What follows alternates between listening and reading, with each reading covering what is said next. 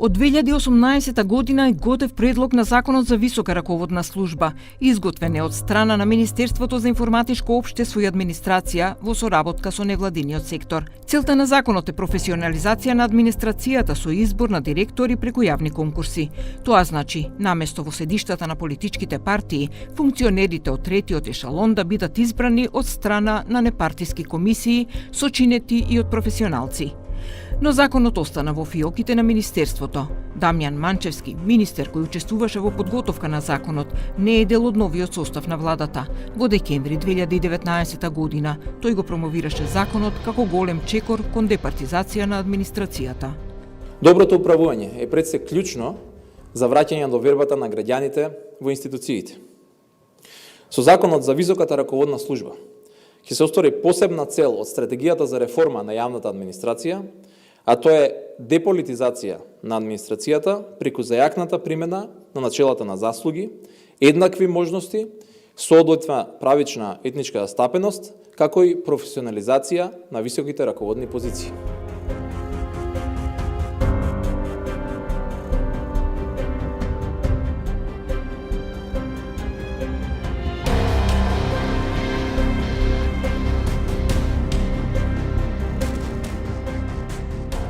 Во подготовката на Законот за висока раководна служба активно учествуваше и Центарот за управување со промени. Директорката на овој центар, Неда Малеска, вели дека законот треба да биде усвоен што поскоро, со цел да се почне сериозно процес на професионализација и департизација на администрацијата.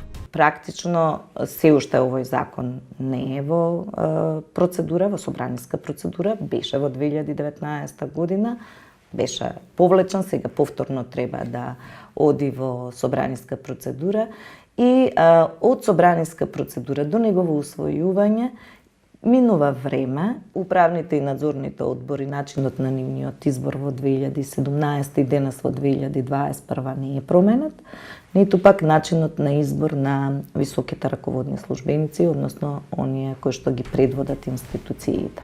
Администрацијата преобемна, реформите минимални. Со години наназад владите упатуваат на тоа дека се потребни реформи во администрацијата, но никој досега не се зафати сериозно да го преуреди огромниот државен административен апарат. Но наместо тоа се повеќе и политиката и партиите постојано ги полнеа институциите со своји партиски кадри, со што стана многу тешко нејзиното преуредување во професионална служба на граѓаните. Какви реформи се потребни и од каде да се почне? Да не кажем од општиниве, 81, сите градоначалници они потпишуваат одобрение за градење. Ние знаеме зашто е тоа. Зашто набаци рака, јако странка кој што сака, ќе треба на кај градоначалникот идам да му кажам фала за што ми дал одобрение за градење, а претходно сум извадил 30 документа, градажната дозвола што се вели на крај, сум платил комунали оно и а друг референт се тоа го истрачал а он не е потпишан на градоначалник. Па ми имаме градоначалник со 4-то одделение. Ми под нашиот систем можеме и магаре да предложиме за градоначалник народот на непосредни избори. Никаде не. Како тоа? Каде е стручноста, каде е компетентност? Тишол на шалтер, му рекол за 50 евра 5 минути работа. За 50 евра, вика, што мене ви кажа, за 50 евра завршив работа, нов извод го добија со сите. Пасете, некој може за 50 евра да ви смени личен идентитет. Па тоа е од таа корупција, 50 евра ќе дојде до 5 милиона евра, и со милиона евра. Така што системски ми мора да го решиме проблемот. Иначе овие органи колку да се сакаат, колку да имаат желба нешто да помогнат да работат, системот сам ги блокира. Еве, ја гледам има некои добри иницијативи ДКСК, и системот ги блокираше, едноставно не им дозволува да влезат, како што имаше за уедно и министер и професор во сите тие предмети нивни така бомбашти што се остана недоистражени, едноставно ДКСК веќе не реагира на нив. Владата уште во 2018 година го формираше Советот за реформа на јавната администрација со 4-годишна стратегија, односно до 2022 година. И по 3 години од нејзиното формирање, сепак некакви големи и видливи резултати се уште нема. Премиерот Зоран Заев негодамна најави намалување на администрацијата за 20% и тоа преку реорганизација, пензионирање, како и понуда да заминат во приватниот сектор. Истакна дека со дигитализацијата ќе нема потреба од толкав број вработени. Реформата на администрацијата не заборави повторно да ја најави и на почетокот на мандатот на оваа влада. Во следниот мандат градиме уште поодговорни и уште поотворени институции, силно посветени на интересите на граѓаните. Следува период на структурни реформи во јавната администрација, за да стане уште поефикасна. Граѓаните и стопанството во неа да препознаат силен и доверлив партнер. Ако можевме да стекнеме доверба во здравствените работници, следејќи ги нивните напори и пожртвуваност, убеден сум дека по тој пример сите јавни служби, целата државна администрација може да даде максимум услуги кон граѓаните.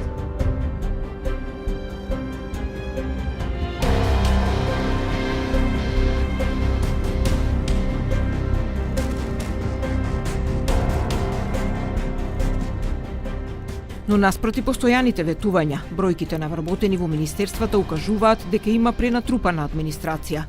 Малеска оценува дека веќе 4 години оваа владеачка гарнитура постојано вели дека ќе ја намали администрацијата, па дури и дека ќе се рационализираат институциите.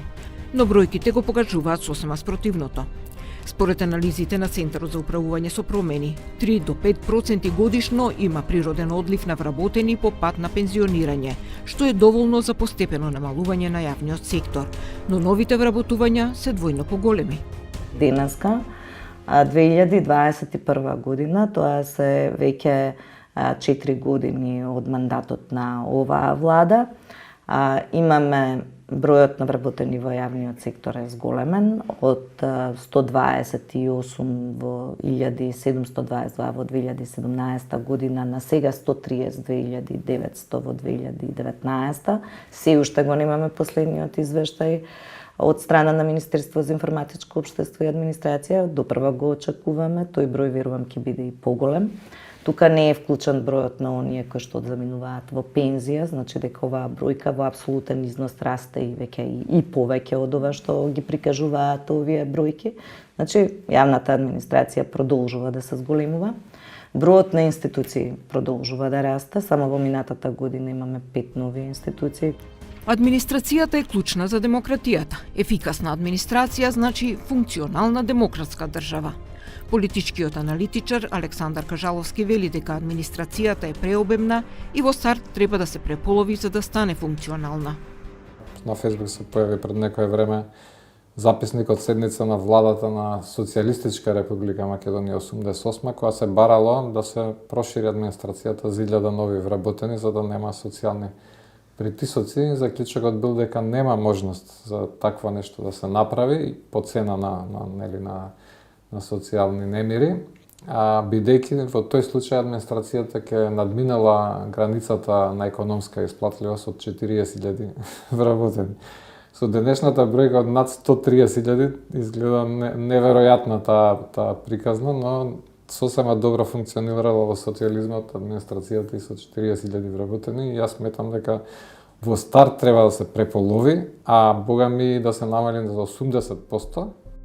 Според податоците на Министерството за информатичко општество и администрација, во изминативе 5 години бројот на институциите и на вработените во јавниот сектор постојано растел.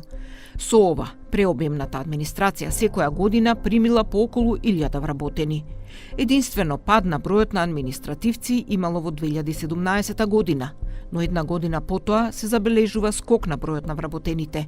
Еве како тоа изгледа по години. Во 2015 година имало 1288 институции со 128.347 вработени лица. Во 2016 имало 1291 институција со 129.653 вработени лица.